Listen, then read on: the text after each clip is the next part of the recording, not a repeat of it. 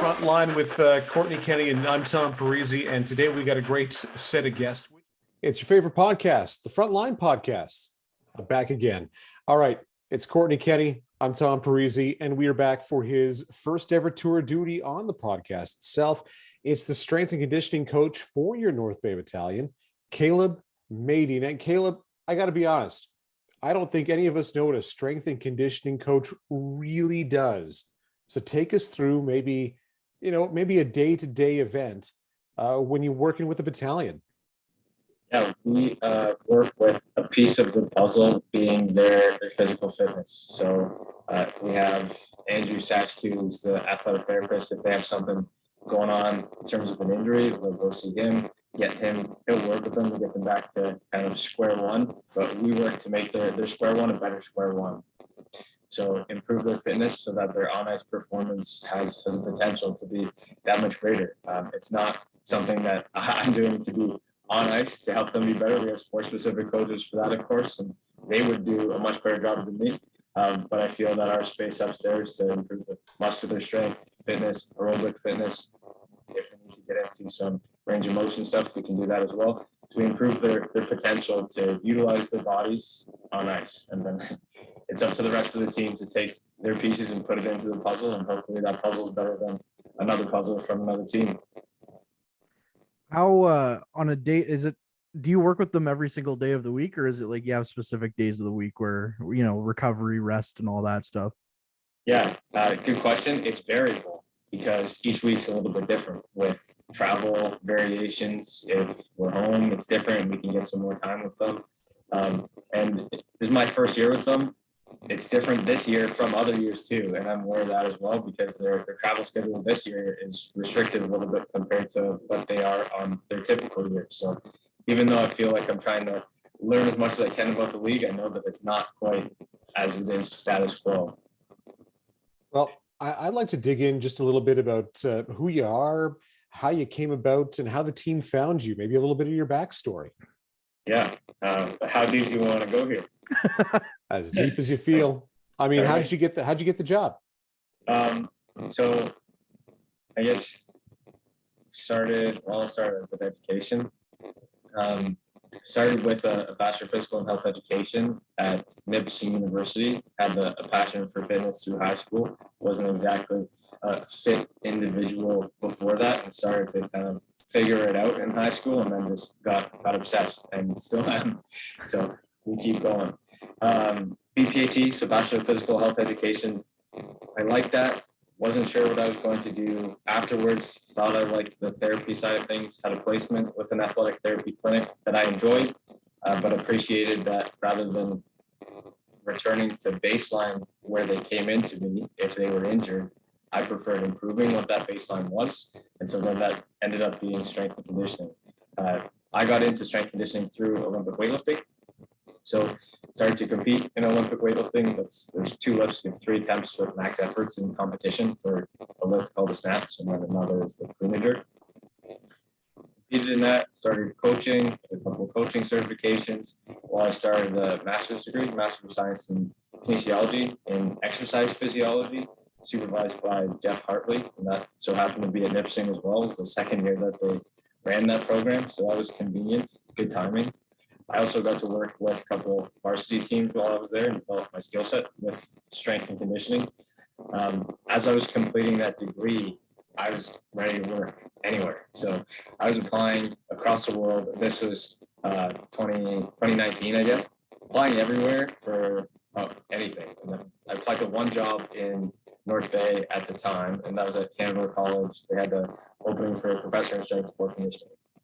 So of everywhere that I applied, the closest one, only one in like any province next to Ontario. You didn't apply to anything in Quebec or Manitoba. Closest was probably, I don't know, in the States, northern states, and then Vancouver.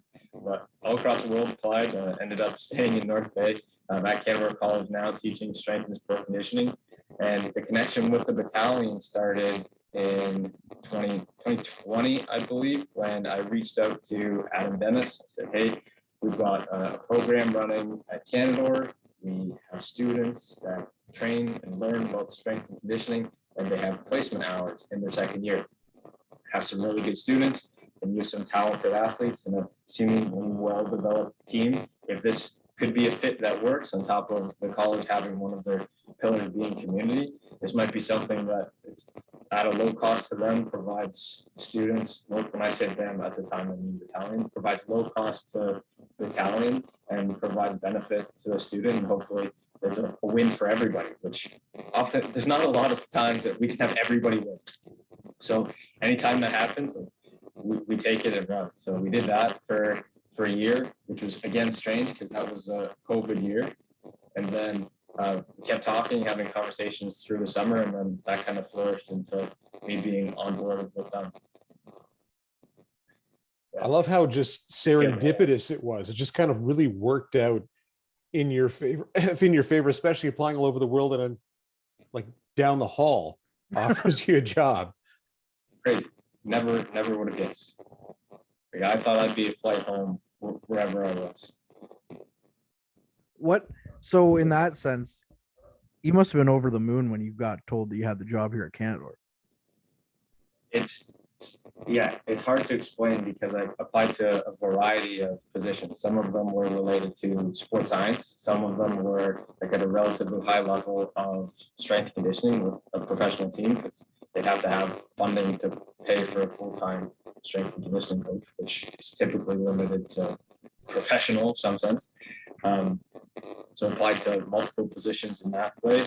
And then there are a few instructor educational positions that I applied to, one in Australia, one in Vancouver, and then one here. So I didn't really know what was going to happen, and I knocked on a bunch of doors at almost all the same time.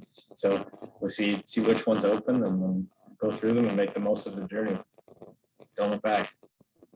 No, absolutely not. So when you mentioned before, really getting into it, you weren't really huge on the whole strength and conditioning aspect of it, but a lot of people that I know that do work out like a lot say it's almost like an addiction. Was that kind of like what kind of took over for you? Was it just all of a sudden one day it just clicked and you're like, I have to do this?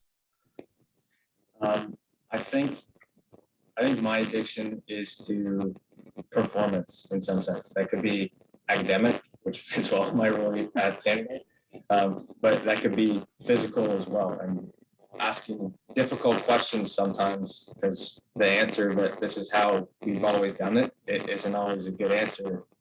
If we're trying to measure getting better, if we're trying to get better, did you get better from doing A?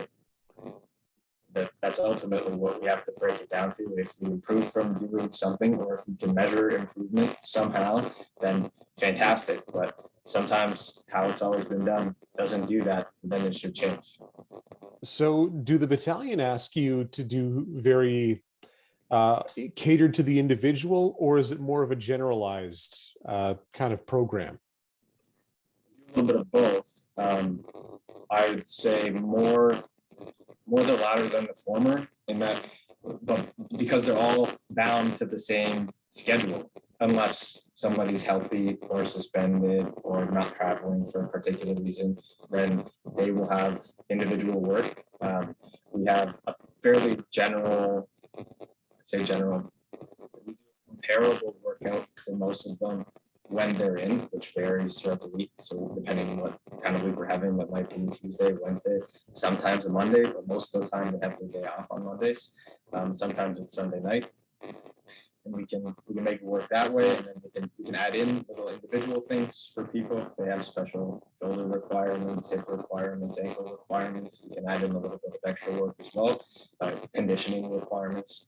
But we do follow a general guideline because they're bound to so many of the same scheduling limitations. I guess it's not really limitations. With I asked this question of Satch when we had him on, where he was talking about, setting up, programs for the kids and stuff in the off season stuff. Is there like a moment where sometimes it could be hard to get through to these kids, or are they all pretty much buying in, like, right, they know that they need to do this to get better? It's a complicated question because everybody's got a different demon, right? And some people have the same demon, but some guys are fighting technique. Other guys are like some guys might want to push so hard, but we need to get them to shift how they're pushing so that they can push hard through the ideal technique so that we can measure improvement. Because, for example, if somebody executes a lift with different technique and different loads, we can't know that that change in load or improvement in load is because they've improved if their technique's different, in my opinion. So if that's the case, we don't know that somebody's getting better and it's not measured improvement, and then it complicates things even more because we know less if somebody has improved. So the buy-in has to be a little bit different for different people. You get some guys that are 16 years old that are near like the peak of their puberty and have a different body every day almost. So their demon that they're fighting is figuring out how far their hands are from their shoulders every day, how far their feet are from their hips. So there's a lot of changing things that are going on, and they're fighting different battles on ice. So all the guys have bought in. How they need to buy in for themselves to improve the most, what's the weakest link in their chain might be different per guy. So when you guys are working out like this, how long do they get to spend, or I guess, do they get to choose how long they work with you guys, or do you kind of suggest, hey, you should probably do this for an hour instead, as opposed to the half hour and whatnot? We have, so talking about having more of a general plan for all of them at once, and then they have extra that they could do. They have potential optional work that some of them perform and some of them don't, which isn't necessarily better or worse because it depends on ice volume, for example. So if they're getting a lot of on ice volume and we do a post-game lift, then guys that log a lot of minutes, we don't get a sheet right away. So it's hard for us to say, you have this, you've got 17 minutes and 3 seconds, so you're over the 17-minute mark, we're going to do less volume. They just kind of have to arbitrarily, or I play a lot of minutes, I should do a little bit less today because of how much I've done. It's going to be less meaningful if I push too hard, and cost benefit isn't really there for me anymore. So let's adjust. Man, if you were with these guys when I was with the team, you would never see the defense core. I'll tell you that much. They were down to 4 or 5 kids at some point, playing 30 minutes a night. Yeah, seriously. I can believe it. It's a difficult battle for them sometimes, especially for post-game lift to get up there. But comparing like art and science, it's not always science. And if they can get up there and do something and know that they come off a win, they come off a loss, and we get up and we're back to work when the other team's on the bus. So how do you apply all this to the teaching aspect? Do you take do you teach, hey, this is how you could, like, we have a almost pro hockey team here. Can you bring that to the classroom? Pieces of it. There's a lot of it that I can't, because it is such a sliver of what strength and conditioning could be. And if we spent so much, we could spend the whole 2 years of the program on that. But if we did, then we'd miss out on so many other opportunities that they could be prepared for their future employment from the diploma. So from the diploma side of things, got to be a little bit more general so that they're prepared to do or have a broader scope of skills, soft skills and hard skills that they can take and apply elsewhere, rather than just so specific to the sport. Good point. So we do have a sport-specific strength conditioning class, and we'll have time that we could talk about on ice sports and how being on skates is going to change body position, mechanics, and muscles that you use relative to being off skates. Because on court or on field and on skates are very different demands on the body. So you talk about it, but it's not the meat, I guess. So kind of jumping off of that point, you kind of touched on it a little bit. How much has working with the battalion helped your job at Canada, and how much has working at Canada helped your job with the battalion? That's a fantastic question. At Canada, we have practical and theory-based courses that support lifting. I need to know that they know how to lift and they know how to coach lifting with my students. So we have practical classes that support that process. And then we have our theory-based courses that support the science or the theory behind the art of coaching, for example, and we can go into that literature and build from the theory side of things. And the contrast between art and science that exists at the college is comparable to what exists at the rink as well. And it's a challenge. So we don't have a ton of time with this group during week or during season. We get in and we have to start trying to improve right away because you're competing against other teams that are likely doing the same thing. So without a lot of time, and they not necessarily knowing me, and I don't necessarily know them, we don't have a lot of time to communicate necessarily why we're doing every exercise in this particular order. They have to respect and trust a little bit from the beginning, and it is a little bit of a gamble. I'm not going to take that away from them. If they don't know me or where I'm coming from, or if it's my first year, for example, it helps with Peter Renzetti, who's another strength coach, comes up from Toronto and mentors myself and helps the process be a lot smoother from that side of things with the experience that he's had at the NHL and supporting that process. Regardless, art and science from teaching students and supporting them and applying that to the rink really go hand in hand. It's really difficult to not have a lot of time and convey why this is so important to do in this particular order with this rest time, blah, blah, blah. And then they buy in. We just have to spend our time doing it. Not always easy. I know you mentioned earlier on what we were talking about as technique when it comes to lifting the weights or what have you. But do you ever work on things like maybe just holding the stick or the way they stride on the skates or stand differently? Maybe that can affect the way they do stuff. How specific can you get? I think we could get very specific. I don't know, but what the most sport specific thing they can do is play their sport, practice, or which is the game. But Yeah. one step removed from the game is practice. So we want to support their physical ability to practice. And this is a question that I wouldn't field by myself at the rink because we have on ice coaches that I can have conversations with. This is what I see from a physical side of things, or this is what an athlete asked me about a physical side question for something that is sport specific. What do you think? And then we can collaborate on an answer if required, and if that's a meaningful thing to focus on at that time for that athlete. Okay.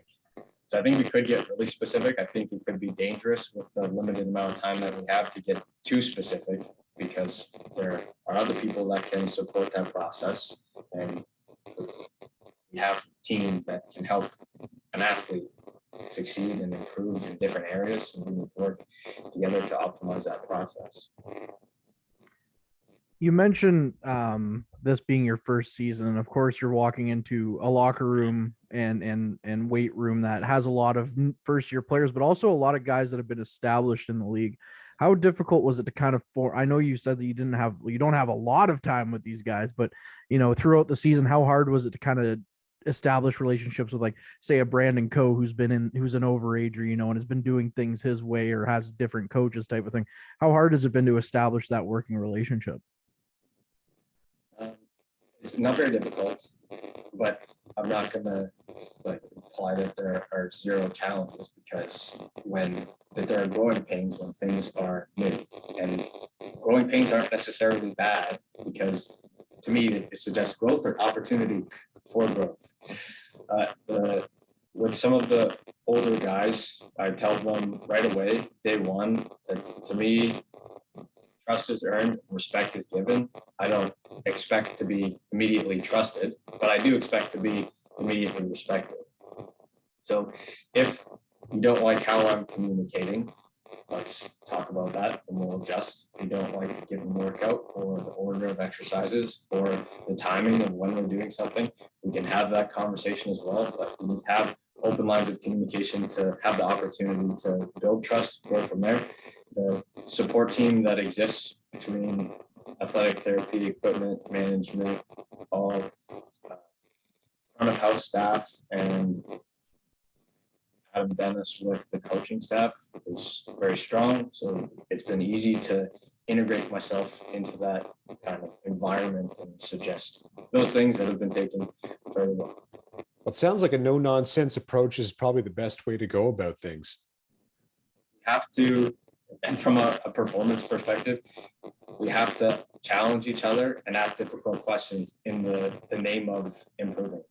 So if something didn't work, or there's some improvement that hasn't improved and you expected it to, we should call each other out on it. Well, it sounds like a lot of constructive criticism.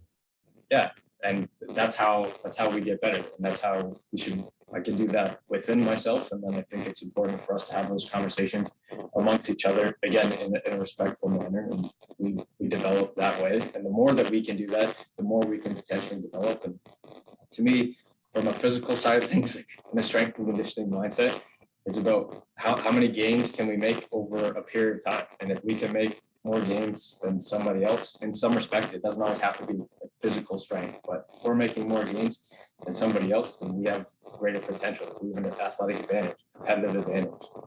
So that's how I kind of go through life. It's gains over time.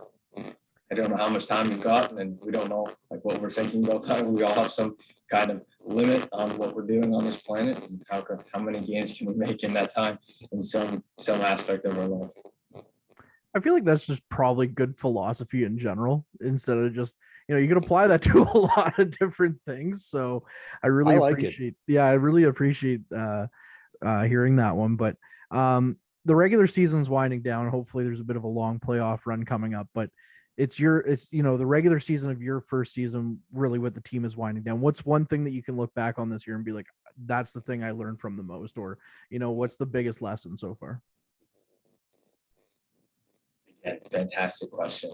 It'd be very difficult to narrow it down to a single lesson, because there are so many little pieces along the way that at the time you don't necessarily recognize they're adding up, and you understand this a bit of the league, or how they start for the warm-ups, or try not to get in the way. And you can go from trying not to get in the way to offering as much value as possible while knowing you're not in the way, and where you are is good. Like this could be a physical position where I could be physically standing in the change room at a time, could be a good spot, or it could be in somebody's way that is not good, and that is taking away somebody's value of a coaching point that's going on pregame, postgame, whatever it may be. So there are just so many little things along the way that have added up. It's really difficult to isolate one thing that has been the moment that has developed. I think really fortunate to work with a team that's been performing so well on ice and off ice for a first year. I'm curious what that looks like when the schedule is different with more travel, because I think I'm not sure, because I haven't had another season, but I think I've had a little bit extra time with them off ice that I might not see as much of in the future. So I'm trying to be grateful for what I've got, and think that might increase. We're there ultimately to play hockey, not to live. That's true, yeah. But and hopefully not that I want to take away from your time, but hopefully next year they have a little less time, because we're more back to normal with the schedule or something next year.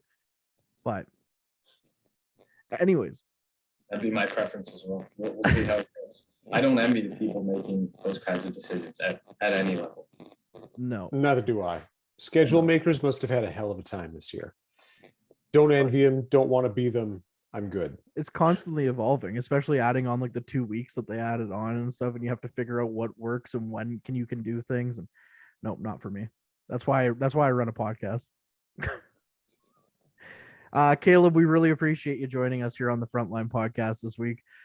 Look forward to hearing from you again in the future, because I'm sure this is just the tip of the iceberg, and I'm sure we have a lot more that we could explore with it.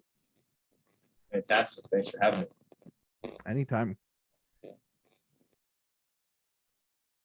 All right. We got to say thank you again to Caleb Mady, the strength and conditioning coach, teacher at Canadore College in North Bay as well, for his first tour of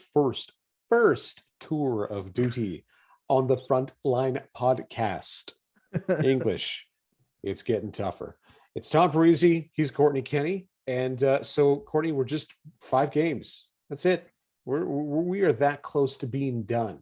Next game, Homer on Thursday against the Mississauga Steelheads, and a lot at stake in these games coming up. Take us through it and how you might get to see it. Yeah, so Mississauga, obviously, it's been kind of the storyline each time that they've played the last month or so that it's the biggest game of the season, because it is the biggest game of the season so far. The nice thing is the battalion hold their own destiny in their own hands type of thing. They have a game in hand of the Steelheads, and if they beat Mississauga on Thursday, Mississauga can no longer catch them in the standings. So that's one team eliminated from the Central Division crown. Barrie could still, I believe they're playing this evening. Once I'm done talking, I'll go and keep a quick eye on that score, or if Tom has a chance to look it up. I'm on it. So sounds good. If Barrie loses, it's 0-0. All right. Well, who are they playing again? Peterborough. It's Let's go, just started third. Let's go, Pete's.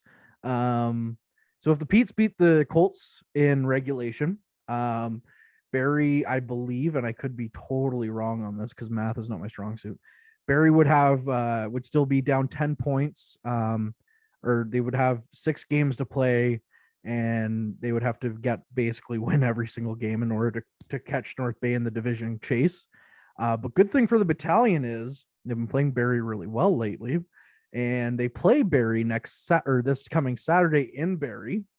So if the battalion win against Mississauga and if the battalion win against Barrie on Saturday, you could see another banner go into the rafters at Memorial Gardens. Of course, we won't see it till the start of next season, but you could see them clinch as soon as Saturday. So that's exciting. They haven't stuff. done that in ages. They haven't held their own destiny in ages. Not since I've known the team. Yeah. Which is nice. It's a nice change. It's a certain breath of fresh air, but at the same time, they still got something to play for, which is even better, right? Like Hamilton, where you're running away with things and you're just kind of coasting. Yeah. Even though whilst you coast, it's like a steamroller rolling downhill. Yeah, don't get in front of that. Yeah, they're the only people who have given the battalion problems lately, because the battalion have won the last 4, and before that, it was Hamilton who took them down. And they were on another winning streak, and before that, it was Hamilton that took them down. So we got to find a way to figure out these Bulldogs, and we should be right as rain. But the interesting thing about the Bulldogs is a gentleman on Twitter had it all broken down, all the battalion victories against who they were, what the goals in the games. North Bay ran away against Sudbury, and they scored almost 40 more goals than Sudbury did in the games that they played against Sudbury. But Hamilton was 2-2, and I'm like, well, that's cool and all, but the thing about the 2-2, and it's not that I don't believe in this team, but the thing that's 2-2 is that Hamilton bulked up at the deadline, and those 2 victories or those 2 defeats to the Bulldogs came after that. So those rascally rabbits. Yeah, not that I'm here to be Hamilton, because Hamilton is very good. It'd be interesting to see a 7-game series with this team. Hamilton has a lot of depth, and so does the battalion. So it'd be very interesting to see. And truthfully, after watching all the Eastern Conference teams come through here, they're really the only team that kind of makes me pause and think and be like, they're pretty good, and the battalion are pretty good. Whereas all the other teams, I'm like, the battalion can easily win this game.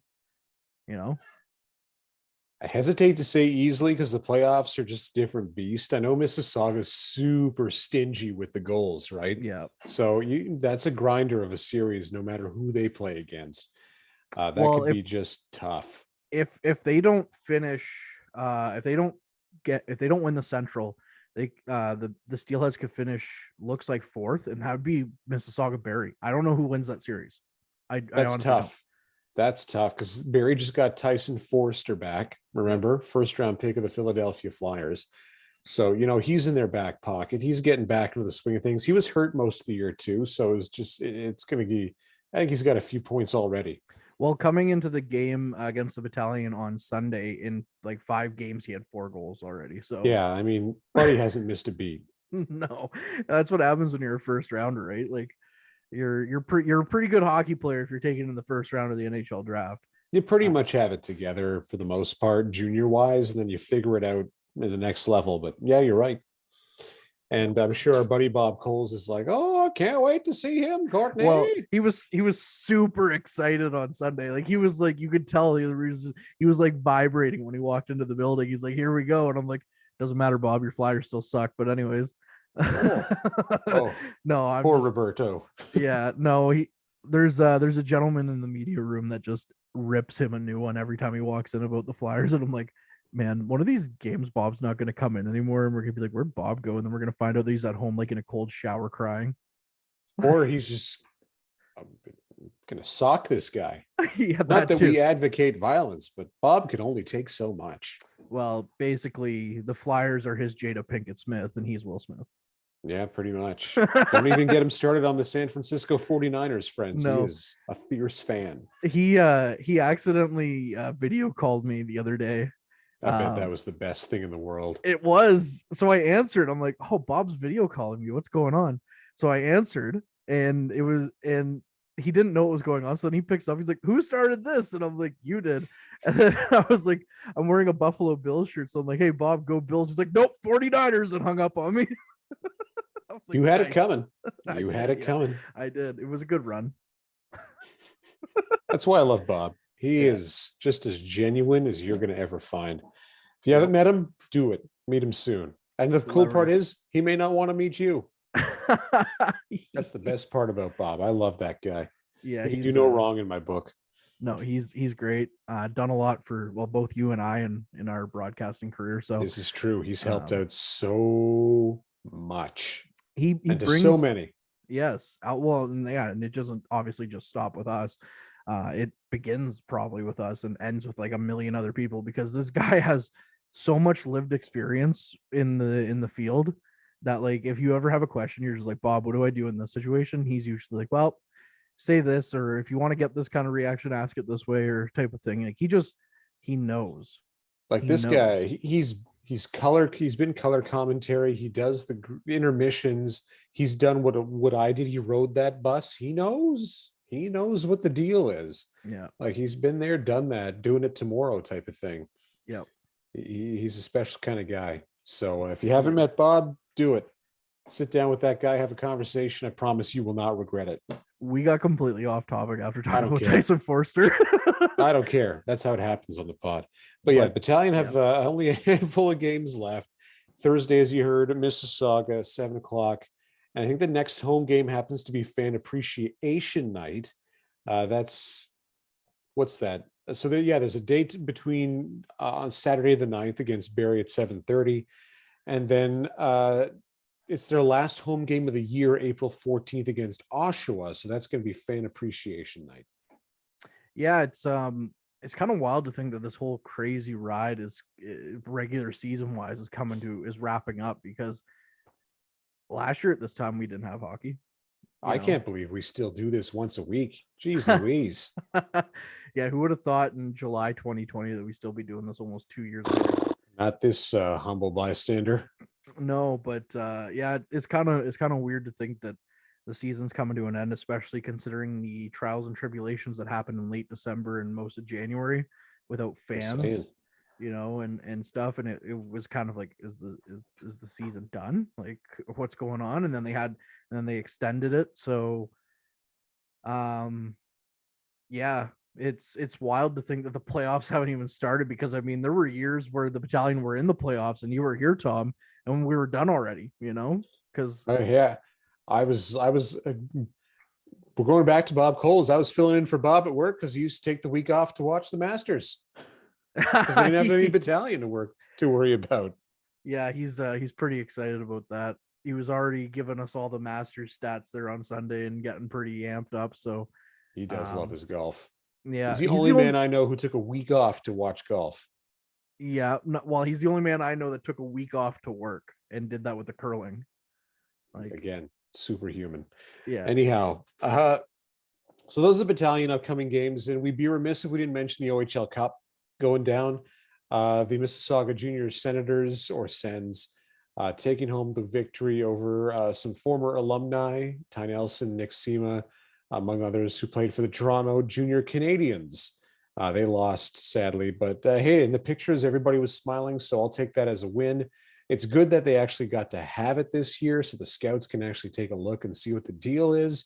And finally, Team NOHA putting up a pretty solid fight, 2-2 this year. Yeah, and it's kind of like it's almost like an all-star team of of the league. So these are a lot of players where a lot of them haven't played together before. Like there's kids from Kapuskasing, Cochrane. I don't think there was any from the U18 Greyhounds because they were off doing their own thing. Yeah, them and Timmins were head to head in some kind of event. Yeah. But I mean, these are kids from Kapuskasing, North Bay, Sudbury on this team, and a lot of them haven't played together before. But Team NOHA, just some names locally that we can that are a little bit of highlights. Caleb Dawson, our buddy Chris Dawson's son, is turning some heads. He scored a goal in one of the games, so good job for you. Fantastic news for Caleb. Marshall McCharles, son of the journalist for the Nugget, Jen McCharles. Marshall doing a great job. And Mason Ray, of course, his father being Scott Ray, the battalion assistant coach. He seems to be the kid that everyone's excited about from the U16 Trappers. That looks like he's going to make the most noise in the OHL draft. But going 2-2, can't fault that. I don't think anyone picked them. Sorry, I don't think anyone picked them going into the tournament to win. So it just worked out really well for them, and I think it was a great experience for all from what I've heard. And then also I know they're not related other than in name, but how fitting that the Sens would win, during the week that Eugene Melnick, the owner of the Ottawa Senators, would pass away. So rather fitting with that one. Of course, and congratulations to them, because usually we hear about the same few teams with the OHL Cup, right? Yep. And it was nice to see somebody else take it home, and some great kids. Looking forward to seeing how they'll do in the OHL. And it was just a good thing it actually got to happen this year. Yep. That's the big one. It actually got to happen. Fans were there. I believe it was at Old Maple Leaf Gardens where the Ryerson Rams play their hockey. So it's just an extra added awesomeness when you get to play in front of a crowd and in an historic building like that. It can't go wrong. It doesn't look the same, but it's still pretty cool. Well, it's still got the dome at least, right at the top. Yeah. So that's still pretty. That's like the one eye-catching thing, really, that when you looked at it before. I'd never seen a hockey game there before. I've never actually been in the building, actually, to be honest with you. The first time I ever got to lay eyes on Maple Leaf Gardens, it was in the midst of its renovation, and it was really depressing to see because it's got like those slits for where the windows are, and one of them was smashed, and you could see a crane in there, and just kind of depressing to look at because I was like, wow, this is like a hockey cathedral, and it's just like smashed windows and stuff. But they've turned it into a beautiful setup. And of course, if you go to Sobeys at the bottom, they have the center ice actually like marked. So yeah, it's actually a really nice grocery store. My sister used to live up the street from it, and that's where she went. So I've been there many a times. It's a nice place. Can you imagine? It's a shame it's not a hockey shrine, parts of it, but it's still pretty cool. Yeah, but can you imagine just being like, oh, I gotta run on down to Maple Leaf Gardens to pick up my bread? I'm sure, like, if Punch Imlach, who helped build that in 1931, knew that was going down, he'd be up in arms. But it was actually not to be that guy. It was Conn Smythe you're thinking of. Conn Smythe. Sorry, he was the coach, right? He was the coach in the 60s, yeah. And he was also the coach and GM in the late 70s. I think he had a hand. That was a mess. I think he had a hand in. He either traded Laney McDonald or he traded Daryl Sittler. One of the two of them. He may have been both. He did both. Yeah, there we go. Mostly because, well, we all know what was going on with ownership, but yeah, now we're digressing too much. My uncle, last thing I'll say about it, my uncle, born in the early 60s, still to this day has a burning hate for Harold Ballard. And he's still like, he is not forgiven the Leafs for all the doom and gloom, basically. I'm like, well, they haven't really given you much reason to hope, until recently. I mean, speaking of Harold Ballard guys, Matthew's tying Rick Vive's goal scoring record. So I have a signed Rick Vive hockey card actually somewhere that my grandfather gave me. So that's pretty cool. Useless. I got Rick Vive to sign one of my dad's hockey jerseys. There you go. I'm not a big fan of autographs. In fact, I hate getting autographs on my jerseys. Me too. Can't stand it because I want to wear them and I don't want crap on my jersey. Yep. I want to go play hockey outside in it. I don't want, and to be honest, and I hate to throw them under the bus, last story before we go, I got Wendell Clark's jersey or autograph once, and I like Wendell. Good guy. I got to interview him for 2.5 hours once for a Wow. charity event. It was a lot of fun.